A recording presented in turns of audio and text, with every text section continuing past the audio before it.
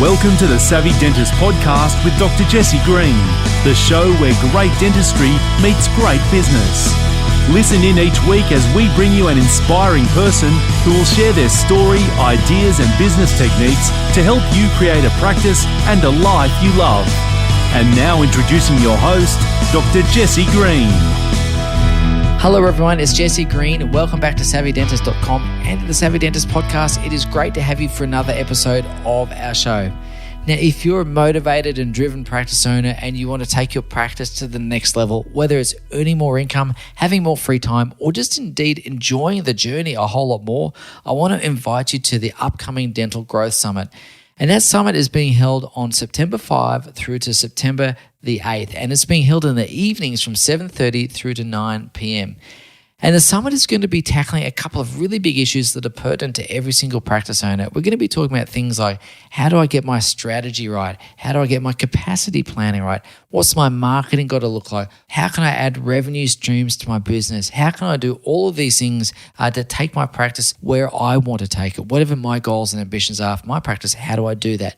So there's going to be something there for everyone, no matter what stage of growth you're in with your practice, whether you want to grow your practice, whether you want to scale your practice, or even if you want to exit your practice, there's going to be something there for you. The panelists, they're all really knowledgeable. They've got lots of expertise in the areas, and I'm really excited to have been invited to join the other panelists for these discussions. Now, this event is a totally free event. It's a complimentary event for members of the dental profession who want to, as I say, take their practice to the next level that they want to achieve. So to register, all you need to do is head across to practicesuccess.org/dental growth 2022, and we look forward to seeing you on the event. Now, today in the podcast, we're talking about a topic that is really serious. We're going to be talking about burnout. And particularly, we know that there are a lot of impacts around burnout, whether it's increased stress, increased anxiety, all the things that come with burnout are unhealthy and unhelpful. And yet burnout is a problem that is increasing in prevalence, particularly in the post-COVID world. We've seen a lot of people report higher levels of stress, higher levels of burnout, and people just generally not getting through the things they'd like to be getting through in the way they'd like to get through them.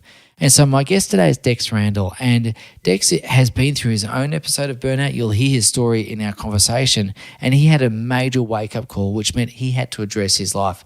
Not everyone is lucky enough to get a major wake-up call, and yet the effects of burnout can be insidious and they can be really, really unhealthy. Unhealthy for our physical health, unhealthy for our emotional health, unhealthy for our relationships, and everything in between. So in this conversation, we're going to talk about a whole bunch of things, and I want to encourage you to really listen to this conversation a couple of times through, because what Dex talks about is really profound, and it's really going to make you think about where you're up to with your life and making sure we're keeping track of how we're going. Because how can we lead our businesses? How can we lead our teams if we're not taking good care of ourselves? And we've got to get that part right. So for now, let's get on to the conversation with Dex. Dex Randall, welcome to the Savvy Dentist podcast. It's great to have you here. Thanks so much for taking the time. How's things in lovely Sydney today, mate? Thanks so much, Jesse. It's wonderful. I'm going out on the harbour straight after this call. Oh, well, that's fantastic. Are you going out on a paddle? Are you going out on a boat? I'm going for a paddle. What sort of paddles? Like a surf ski, kayak? I do surf ski or kayak, either one. Yeah, Sydney and the harbour, I think, is the most spectacular part of the country. I lived in Sydney for a long time. I worked on the harbour as a Navy dentist, and so I just love it. It's fantastic. So, mate, we're talking about a topic that I think is really important. It's always important, but I think it's also very topical at the moment, and that is burnout. And you are highly regarded and well known for helping people address burnout, first identify it, understand it, and ultimately get through it. And I wanted to ask you a bit about burnout, because one of the things I've noticed, and hands up, I'll say I've experienced burnout on a personal level in the past. Do you think that burnout is actually more prevalent now, post-COVID, or is it just something we're a bit more aware of? Really good question. I think it's been a rising tide for quite a long time. Many more people experience chronic anxiety than they used to 10 or 20 years ago. But COVID, the amount of pressure that a lot of us were under during COVID was kind of this cumulative stress load. And I've found that it's broken people who were previously kind of coping. And a lot of people have slid off the back, even though many of us are now out of the thick of COVID-related challenges, apart from the medical profession, people haven't let go of the tension that they acquired during that period. And, the isolation, the financial difficulties, the work difficulties, the kids at home, it just mounted up. So yes, I would say there's been a big rise in burnout and also in people recognizing that they're in burnout. One of my observations around COVID has been like everyone's adapting to this new reality, as it used to be called. First of all, we're going into lockdown, then we're doing homeschooling, then we're not sure when we're going back to work, then we go back to work, but then we're back in lockdown. And there's this constant point of adapting. Is part of burnout hitting the edge of our adaptive capacity? Is it a case of, taking on so much that our cup is full and it's just kind of, we've reached max bandwidth, so to speak? I think there is an aspect of that. But I think also burnout is a condition of disconnection. And disconnection was a really big feature of COVID, where we were experiencing enforced separation, either physical separation or the mask-wearing separation from a lot of people. And I think many people felt that in their relationships as well. And I think that type of stress comes pretty high up the list of difficulties for us to face as humans. If disconnection is a significant contributor to burnout, what are the other factors that feature in burnout? What leads to burnout? Burnout is really a combination of overwork and frustration, loss of reward, and a resulting kind of cynicism and loss of motivation. And if you look at the World Health Organization definition of it, it's that they call it a condition, not a medical condition, but a condition experienced by people professionally. But I find it's much more than professionally. I think we can get burnout in other spheres of life, for example, caregivers. Yeah. But I think a lot of people would talk about it as too much stress, too much anxiety, overwork, frustration. And it's kind of, there's a helpless quality as well. I can't fix it. And I think that leads us into a little bit of despair. It's a little bit like depression leads us into despair. I can't fix it. I'm stuck in it. I'm helpless. I think it's a big part of the problem. We mentioned, or we were talking off air, and I was mentioning someone I spoke to today, and they felt like they were on a merry-go-round that was just getting faster and faster and faster, and all they wanted to do was to get off. And, his response was, I just want to win the lotto so I can get off. And I totally understand why he might think that. But I want to ask about this sense of speeding up that feels like it's this snowball. It feels like it's accelerating. Is that a common part of burnout that other people experience as well, or is it a unique experience to this particular fellow? No, it's absolutely a common experience.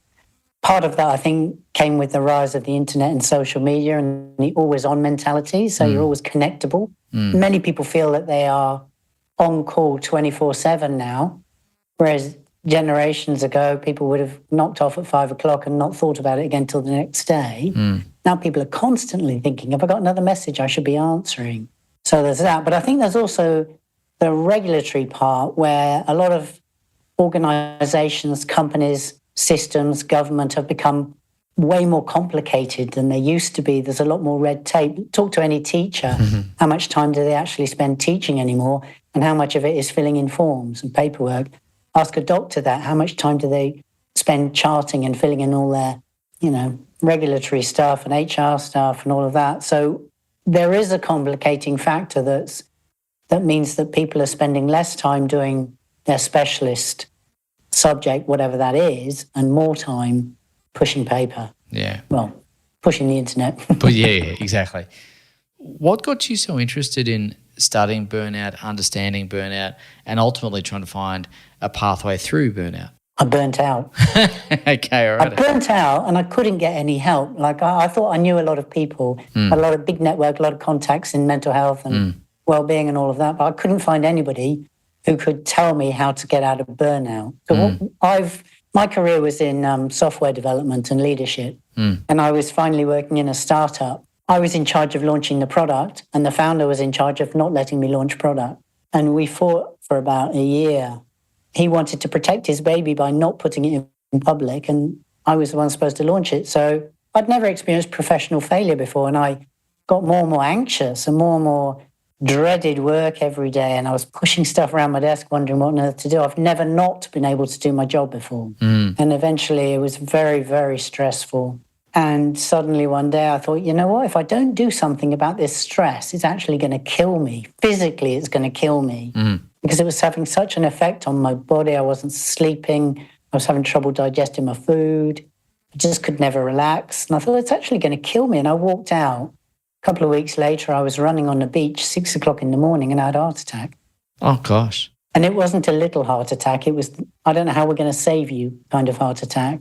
Wow. I spent a few days in ICU trying to persuade my heart to work again. And then I came out and they said, don't move for 3 months. Your heart needs not to do anything for 3 months. Just lie on your sofa. Wow. So I had plenty of time to research, okay, this is burnout. What on earth can I do now? Because I was only 55 and I just thought, well, that's a bit early, isn't it? I've really overcooked that one. That's what happened to me. That's a really profound, life-changing experience, and I wouldn't wish it upon you, but thankfully you at least are here to tell the tale and to help others avoid that. Obviously, you were starting to get an inkling of burnout. You were having that dissatisfaction at work. You weren't able to do your work. What are the common signs that someone might be experiencing burnout? How do we know that we're experiencing burnout? I mean, intuitively, we possibly know, but what are the common telltale signs? Because I think sometimes I've experienced burnout too, and I found that I didn't notice the signs until I was kind of knee-deep in it, if that makes sense. Yeah, me too. Even though I've always been a fairly anxious person, but here's what I think, it's type A personalities. Very, very high achievers. People have very, very high expectations of themselves. And it works amazingly, and they build this incredible career on it, and they're very, very successful quite often. But they just push and push and push and push and push. They just want to be in the top couple of percent. And they hit some event that blocks them, like I did. Might be an event outside work, it might be an illness, it might be a professional difficulty or being made redundant or something. But they hit something where they lose their omnipotence. After that, all of the stress and all of the anxiety and all of the overwork just become aggravating because they can't beat the system anymore. Kind of get this flame out, this loss of motivation, this dread of showing up, this cynicism about everything. And it's like they've burst their self-concept as the fixer. They've always been a fixer, and then suddenly they can't fix it. So it loses all their motivation and drive.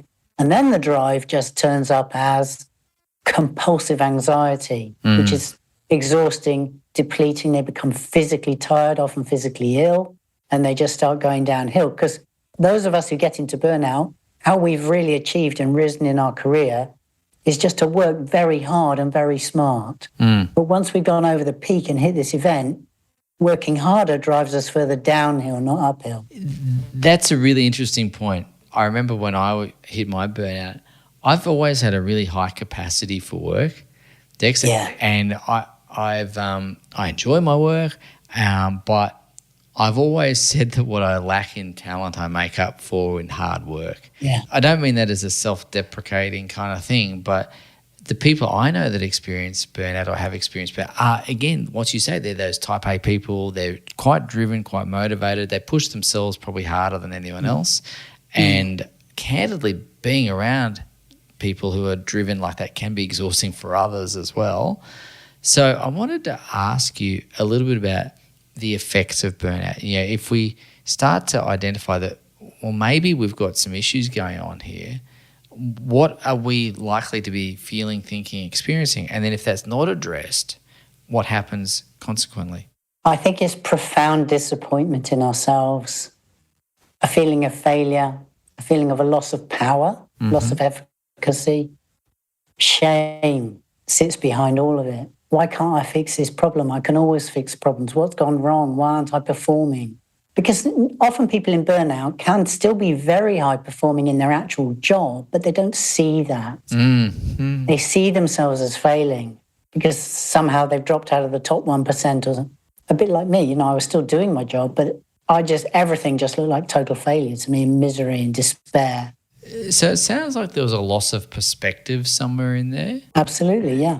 Yeah. And that's about depletion and exhaustion. We've become so beaten down, we can't see the good in anything. We get trapped in a negative cycle of thinking about ourselves. And then other people irritate us as well. So, yeah, I think we're very painful to be around at that time. I don't think we're very kind to ourselves. And I don't think we're very kind to other people by extension. Just with that loss of perspective, just to make sure I close the loop in my mind around that, what I'm hearing out of that is you might be performing still very well in your role. Maybe you're not in the top 1%, maybe you're in the top 2% now, but because we're depleted, because we're not thinking as clearly as we could as a result of that depletion, we start to see I've dipped in my performance. I'm still in the top 2%, but I'm no longer in the 1%. And we probably don't even realize we're in the top 2%. We probably feel like we're in the bottom 1% now, even though we're realistically in the top 2%. So we're losing that perspective to kind of go, I'm still doing all right. I'm still going okay. And maybe I've got to just be okay with where I am and also take better care of myself so I can just break that habit. So what I wanted to ask you then is that self-awareness that comes, because when I experienced burnout, I don't think I knew it was burnout until well after the fact, and I reflected on it. So how do we know? I mean, I understand the signs and the symptoms, not enjoying work, pushing things around my desk and all the rest of it, but how do we know it is actually burnout, and how do we know it's not some other condition and it is actually related to disconnection, overwork, and all those sorts of things? If it's chronic stress, and if you hate your job now where you used to love it, like if you're in a profession where you were always passionate and excited about challenges, now you hate challenges and you hate your job and you want to change your job. If you don't want to get up in the morning, if you're chronically stressed and feel ill, sick, exhausted the whole time, if you withdraw from people, that's another tip off. You don't want people anywhere near you suddenly. It can be difficult to detect, and almost everybody who comes to me isn't quite sure if they're in burnout or not. Or even if they are sure, they'd rather not mention it.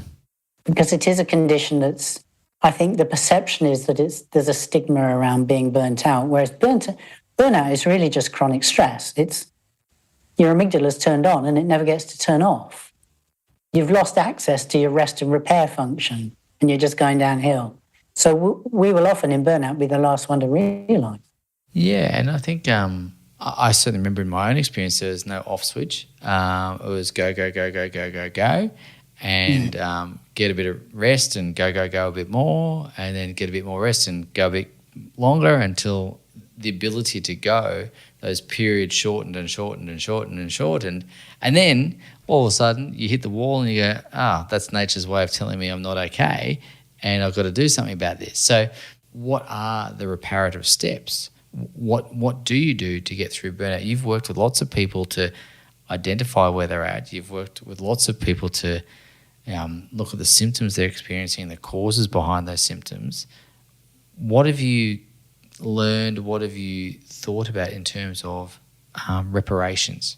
Yeah, what I've really studied over my years is people's experience of burnout, which in one way is particular to the person, but it also typically includes exactly the same set of symptoms for everybody. And some of the ones that we've just talked about.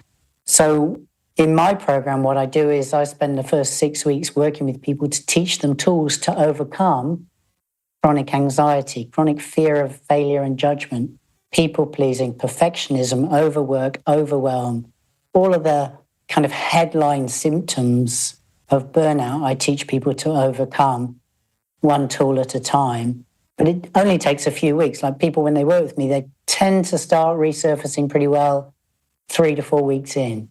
But really, I think it's all about, because burnout is disconnection from the self, we're not looking after ourselves. Often we don't realize that, but we're not.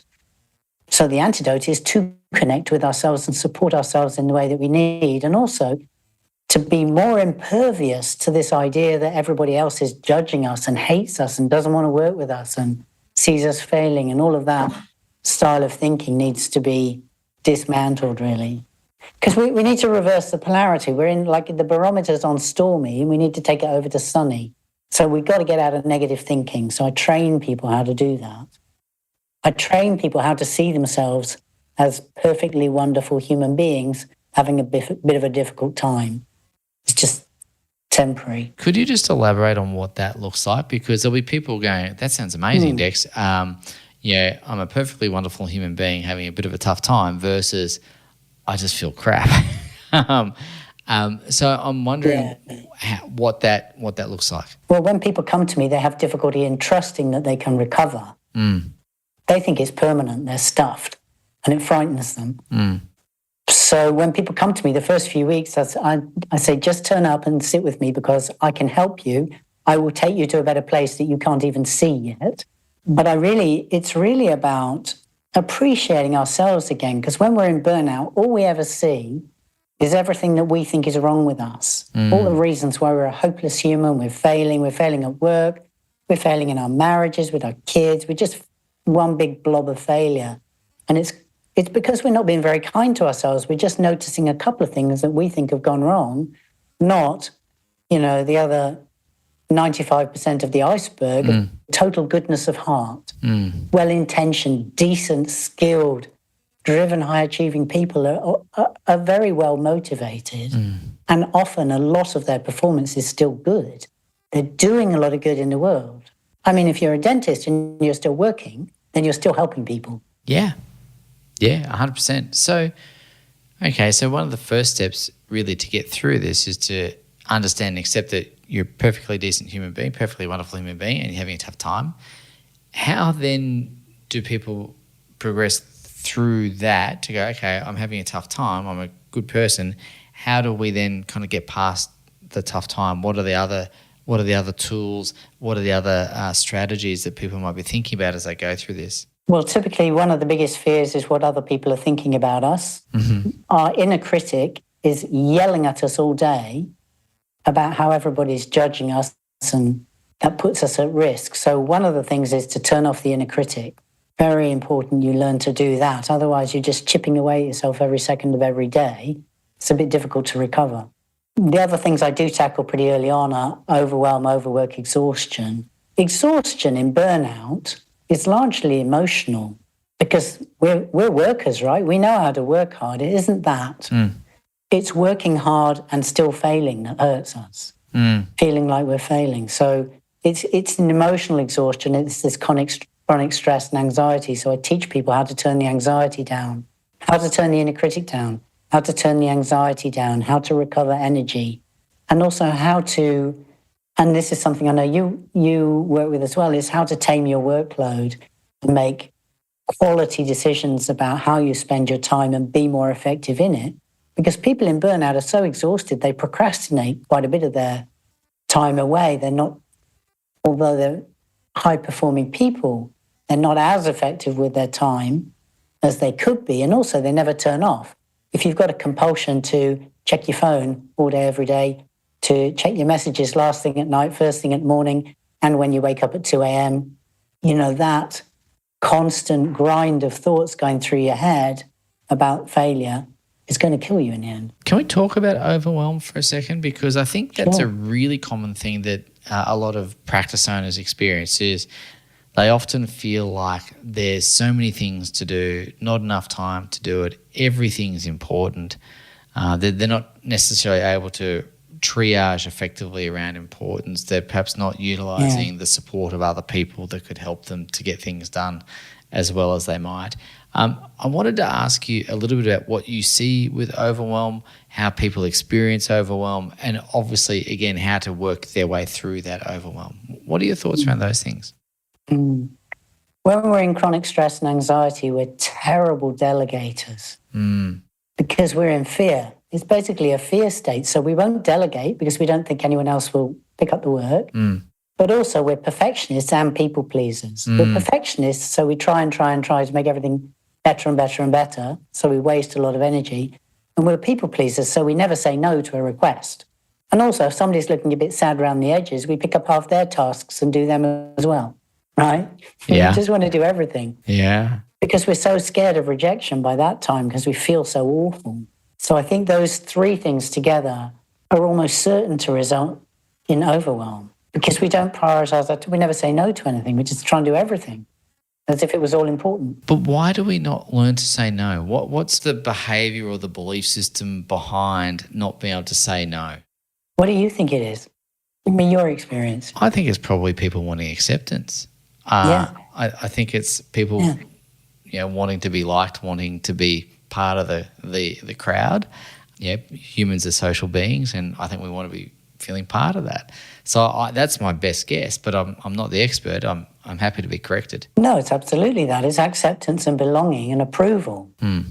We're desperate for the world to approve of us because we're not approving of ourselves. That's really interesting. So we're always spending our time, all the time, scanning the horizon for the next person who can approve of us so we can continue on working. It's a very expensive way to live. It is a very exhausting way to live too, because it is constant approval seeking is tiring. But again, that probably ties into the whole social media thing. I often feel like I use social media, but I also feel I'm a bit of a critic of social media. So I have a bit of a love-hate relationship with it. But I guess that's where that dopamine hit comes from as well. Get the extra like button or the heart or whatever it is. There's a bit more approval that feeds my need to be liked. Therefore, I'm going to go back to that place where I get those little hits of approval. Is that something that you see as part of the conditioning around social media? Yeah, and I think when we're in the really crunchy, exhausted part of burnout, we do need a lot of approval, but we're experiencing a lot of negative emotion. We're drowning in negative emotion, and we just want to feel a positive one. So any addictive process becomes attractive. And social media is an addictive process. That's the mechanism by which social media pulls us in. This doom scrolling that we're doing is we're trying to find something that makes us feel better. So if we're feeling rough all the time in burnout, then we're going to do things like probably snack more, eat more, procrastinate, check our phones a lot more, get on social media a lot more. And of course, the erosion of that is we might get some instant gratification, but we pay later. So it's a downhill slope. Or people might drink more, they might gamble, they might, anything really. I wanted to ask you about pattern interruption for a moment, because when we're on the downhill slope, it's sometimes easy to continue down the downhill slope, right? And there's got to be something that kind of breaks the pattern. There's got to be something that you go, well, hang on, there's got to be some sort of interruption to my normal or my current way of operating so that I can get out of this. What sort of pattern interruptions do you see being effective around behaviour change, lifestyle change, thought process change, belief change? For you, obviously, you came to an awakening while you're at your desk, and then nature gave you a really big awakening 6 weeks later. That's a big pattern interruption. But not everyone's going to have a heart attack, right? And thank goodness that you're okay, and I wouldn't wish it on anyone else. But not everyone's going to kind of get that really big jolt that says, hey, you got to take better care of yourself. Yeah, well, I hope people don't. Me too. But the truth of it is they're going to get some roadblock eventually, whether it's illness or some sort of metabolic. Anyway, but I didn't learn my lesson very well, because 6 months after I had a heart attack, I got hit by a car. And I spent a few more months in hospital, so I must be a bit of a slow learner myself. How many black cats did you run over somewhere in your life? You walk under ladders? I don't know. Yeah, got to wonder, haven't you? Yeah. Got to wonder. Oh, my gosh. To your point, really, my biggest ability to help people through the first few weeks when they're feeling really rugged is to show them what a good person they are and invite them to join me in looking at that. Rather than saying, you're on social media too much, you need to stop. I would rather the recovery is led by carrot, not stick. I would rather them find little tiny ways to appreciate the essential goodness they already have and to reinvest them in contacting that again. I'm a champion of people, and I teach people to champion themselves, because that's where recovery comes from. What we do in burnout is we starve ourselves to death of praise. We're hard on ourselves. It doesn't actually work. Using the stick only works, as I always say, to get the donkey over the ditch. It'll work short term, but long term, only encouragement works. And so I seed that into people pretty quickly. I ask them questions about things that they've done and who they really are and who they are with their families and why they would bother doing any of this. And, I draw out of them their good qualities until they can see them themselves. And I find that's more effective at breaking a cycle than anything else. And then we work with the kind of quality of awareness that you learn in meditation, for example. I start to help people be in awareness of how their cycles of negative thinking and negative behavior are affecting them, how they're causing a result they don't want. So this is cognitive behavior therapy. Really. You're having thoughts and feelings that are driving actions that are unhelpful for you. They're bringing you a result you don't like. How about we just sit in awareness of that and see if we might like to make a different choice? It's about deconditioning negative habits and building new positive habits, but very, very gently. If I've understood you correctly, and I think I have, but it's really about not getting swept up with our thoughts and feelings, but just noticing them and having the presence of mind to say, I notice I'm having the thought of X, Y, Z, or I notice I'm feeling that, rather than kind of being consumed by the thought or the feeling. We're kind of just a little bit detached from that thought or feeling, and then we can choose what to do with that thought or feeling rather than just being carried along mindlessly by that. Is that kind of what you're saying? Yeah, that's it. Yeah. But also it's a little bit noticing that the thought we're having, let's say, I didn't call this person, that was a total fail. I was supposed to call somebody, I didn't call them, client or customer or something, didn't call them, total fail. We can unpick that because usually self-criticism is wildly inaccurate and inappropriate. And sometimes we can see that when we just pay enough attention. Why am I being that mean to myself? That's not it's not accurate and it's not required. It's not helpful. So I would like to ask you, because I know you've got a video series on this, Dex, and for anyone listening who might be feeling like they're experiencing burnout, I'd really encourage you to get a hold of Dex's video series, because there's a lot of self-help in these videos. And to get the videos, all you need to do is head to go.dexrandall.com/start. So go.dexrandall, which is RANDALL.com/start. And I think there's a lot of value to be had in going through that video series, because there's going to be some things where you'll be able to create some awareness for yourself and obviously get on that path to recovery. But what I wanted to ask you, Dex, is what does post-recovery look like? Because for some people who are experiencing burnout, that's probably a picture they can't even form. Absolutely. They can't even form. Anybody in burnout can't possibly see what coming out of burnout would look like. And in this way, I think it's like depression. Depression tells you it's unfixable. Life will never be better than this. And I think burnout tells you the same story. So anybody in burnout can't possibly see a better future. But what tends to happen is people get their sense of humor back. That's how you know it's winning. They improve their relationships with their partners and their children. They enjoy spending time with them again. They find work challenging in a good way instead of grinding them down in a bad way. They start to enjoy their work again. They start seeing it as more fun. I mean, you can't tell that to somebody in burnout. They'll be want to punch you in the face, probably. But I don't really say all this much to people. But what really happens is, a couple of months into the process, people start springing back to life. They start thriving. They start flourishing. They start really enjoying being around work and people again. They get their mojo back is kind of how I think about it. But then they go on typically to have a giant career advancement. These are all people who wanted to quit their job when they came to me. But then they fall back in love with their work, and they have like a big promotion or a big increase at work, or a big opportunity comes up at work, and they start going on this huge new wild adventure that even before burnout they wouldn't have considered possible, let alone in burnout. It's magical. It's like they just spring back to life again. Well, that I think is the joyous part, because I think, to know that there is light at the end of the tunnel, and that light is great, and you're going to step into something better than you could even imagine before burnout, I think is fantastic. I wanted to ask you another question though, because I think old habits might die hard. And I want to ask about the risk of relapse and how to be mindful of not falling back into patterns of behavior or belief structures that don't serve you. So, okay, you've gone through this process of recovery. How do you keep well and healthy on the other side of that?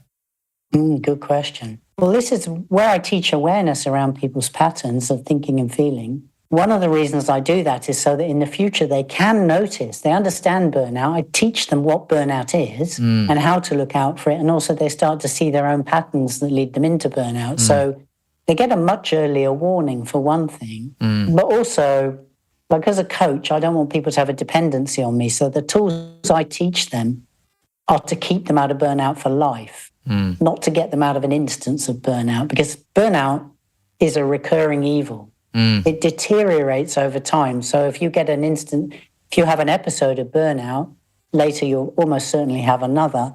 It'll probably be deeper and longer. It's a degenerative condition. So I teach people the tools to keep themselves out of burnout forever. Okay. And typically as well, like the people I work with are fantastic people, very, very highly skilled, motivated, big-hearted people. And then when they learn how to come out of burnout, they're going to help the other people around them at work who are also in burnout. Dex, what I really love about this is it's about breaking cycles. And what I really like about that is if we've been in a downward spiral, we can get into an upward spiral. And we've spoken about the first step being, being able to identify where we are, know those signs and symptoms of burnout, and of course, get on the road to recovery and then to stay recovered. You've gone through this process yourself. You've helped countless other people through that process as well. What I wanted to ask you is if we were to give, like Dex's top tips for life, if we will. I don't like to be so reductionist to kind of distill everything we've spoken down to top tips, because I think that it's obviously a broader, deeper conversation than that. But I'm mindful there'll be some people listening to this podcast, perhaps as they're driving to work or perhaps as they're in between things. So just if we were to give people a few thoughts to ponder, what would they be if you were to put them down on a list of things to think about? Probably my top three would be, if you hear yourself, if your little inner critic is going off at you and it's saying something mean, just let it know that you hear it and you don't believe it anymore. Because that alone is sending a signal to your subconscious. Oh no, I don't believe that thought anymore. Now I believe I'm doing fine. I don't believe I just stuffed that up. Now I believe it was exactly how I should have done it. You can counteract it. When you hear it in your mind, verbalizing a different response is breaking that pattern. Because your inner critic is really trying to protect you from risk. Yes. It's saying, don't keep doing that, some bad thing will happen. So you can say, oh, thanks for coming. I don't believe you anymore. We're going like this now. This is what I think now. I got it. Cool. You can be the adult in the room. Love that. Okay. The other one is to start saying no. You can't keep taking on every single task or opportunity that comes over your desk. You got to start saying no and thinking, what's your priority contribution? What am I best at? What's the really important stuff I really need to do at my level? And what can I either ignore or put off till later or give to somebody else? That's a really big one. That's a tough habit to break for people that are used to kind of getting advancements by saying yes to opportunities. Now we're just saying being a bit more discerning about those opportunities and let some pass you by, but pick the ones that are most important. It's better to do one thing extremely well than 10 things badly. Yeah. Love that. Amen. Essentialism by Greg McKeown. A very, very good book for people in burnout. That is a great book. That is an amazing book. I came across that book a few years ago and it is fantastic. I love that book. So we might put that book in the show notes actually, because I think we'll put a link to that because I think that's good reading as well. So we've had tips 1 and 2. What would be your third thought for people to take away with them today? Just in terms of the awareness, notice all of the times that you're spending on social media or looking at messages and just think about how that's serving you. Because maybe you can make a choice not to look at your messages at particular times of the day or look at them at a lesser frequency, because the compulsion to look at and answer messages is coming from fear, not necessity in most cases. The rare emergency, fine. But in most cases, it's just a compulsion. And if you can manage that, you're going to have an impact on your levels of anxiety and also your ability to sleep and rest. And I think that that's very important. So if you're able to do some portion control on social media, if you can limit your time on social media a little bit, what I teach people to do is set a window for people communicating with them. And most people say, no, I need to be available 24/7. And I said, well, that can't possibly be true. Otherwise, you would never sleep. Yeah, 100%. We've got to put some constraints around time. Absolutely. Constrain your time, particularly around messages. Yeah. Because they just trigger the amygdala every time. Every time you pick up your phone to look at your messages, the amygdala's going off. You're in fight or flight before you even know if there is a message, because there might be one. So pulling that habit back is quite helpful in calming the nerves a little bit. I really appreciate that. And I just think, isn't it just ironic that as we're recording this podcast, I have someone trying to ping me on a message, and I don't know if those bings are coming through the podcast. I'm just going, delete. Go away. I'm trying to be present for this conversation. I've got messages going, which embarrasses me greatly, but I think it is an important notice thing to say how ubiquitous they are and how they're just ever present. Even when you're trying to be present, they try to interrupt you. Right, so you turn your notifications off. You have a communication window in which you look at your messages, and then you turn your notifications off because we can't multitask. It's actually impossible. So if you're trying to do something involving concentration, you're going to have to turn notifications off to get it done. Yeah. Otherwise, you're going to drive yourself into a frenzy. Yes, and normally I do prior to every episode I do, but I obviously forgot to do it before this one, so I apologise. And it's a good lesson for all of us to be mindful of it because it can sneak up on us, and clearly just then mine went bing. Dex, I really love the work that you do. I think it's incredibly important, and I think what I've noticed at the moment is post-COVID, people are feeling stressed out, burnt out in ways that I've not seen before. Some people are thinking, I should have not been feeling this way because we had all these lockdowns and I was, in inverted commas, relaxing. Clearly they weren't relaxing. Who would be relaxing when you're trying to worry about this, that and the other? And what I'm noticing for dentists and dental practice owners is there is a sense of this world speeding up and getting faster and people just saying, I just want things to slow down a little bit. And so what I've really appreciated about this conversation is about the practical nature of what we're talking about. Is we've got to identify and know that we're going through something. We've got to be able to see that and feel it and identify it. But we've also got to be able to know that it is fixable. And what I have felt in the past when I was in burnout as well, I did feel, my God, this is horrible. How am I going to get through this? Am I going to get through this? Will it ever change? And I did get through it, but for people in the thick of it, it's hard to see that path. And I really want to say thank you for letting people know there is a path, but not just that, showing what that path looks like and illuminating that path and guiding people down that path, because I think it's a really important role that you're playing. Ladies and gents, I would love you to get hold of Dex's video series, because I think if you're experiencing any of this, and I know tons of people listening to this show will be, please get these videos, get started on that journey for yourself. Know that there is a solution. And the starting point is to head to go.dexrandall.com/start. Start on those videos. Find some support to get you through what you're going through, whether you reach out to Dex or someone else, that's up to you.